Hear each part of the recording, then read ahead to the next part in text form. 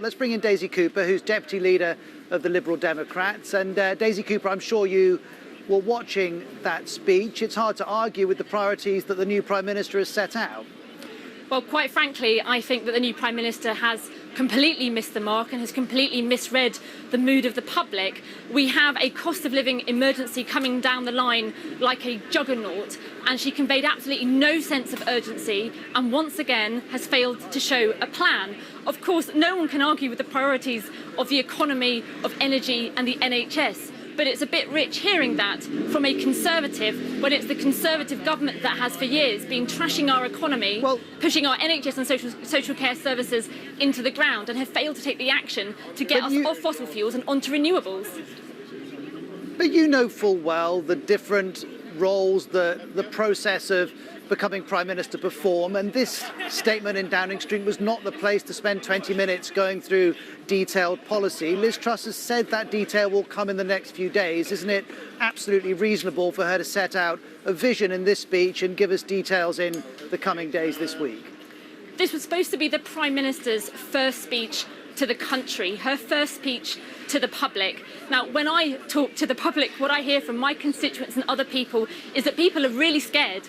People don't know if their businesses are going to survive the next couple of days, let alone the next couple of weeks or months. They want to hear that the Prime Minister gets it. They want to hear that the Prime Minister has a plan. It's fallen to opposition parties like the Liberal Democrats to take the bold action and make a proposal that we should be freezing energy bills and getting the big oil and gas companies to pay for that.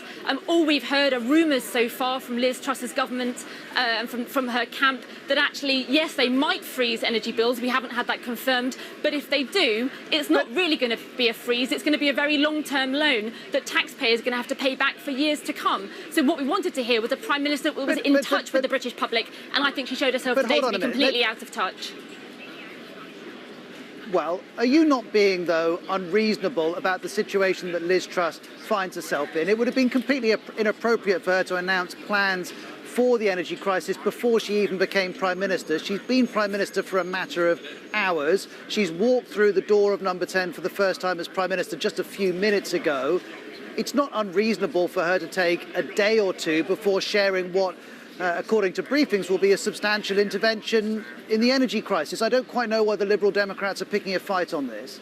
Well, because we've had a Conservative government for years and years and years. We've had a Conservative Prime Minister in number 10 for the whole of the summer who did absolutely nothing. We had a Tory leadership contest where both of the candidates could have used the opportunity of that contest to set out their plans, and they've comprehensively failed to do so. We fully expected, as opposition MPs, that the leadership candidates would have set out their stall not only to their party, but also to the country. And yet here we are, Parliament has come back, and we're still waiting for details of what the government is actually going to do. The fact is that the public is in a crisis. There are businesses in my constituency that may not last a next couple of days, let alone a couple of weeks. The public and the country cannot wait for the Conservative Party to sort this out. We need to see bold, strong action like the Liberal Democrats have been calling for weeks.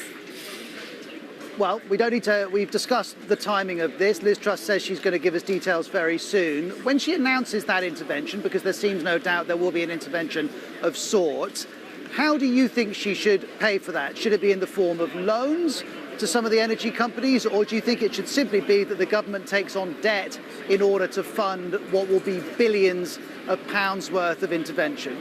I don't think it has to be either of those options. What the Liberal Democrats have proposed is that we freeze energy prices and pay for it through a much tougher windfall tax on the big oil and gas companies. And also don't forget that because of rising inflation, the government is bringing in a lot more money through VAT returns, and some of that money could be used to pay for freezing the cap. It's really important that if we're going to freeze energy prices, that we get a genuine freeze. And I'm afraid that all we're hearing so far are rumours that we're not really going to be a freeze. It's going to be a very long-term debt that taxpayers or consumers will have to pay back for years and years to come. So we do need number 10 to come clean very, very quickly.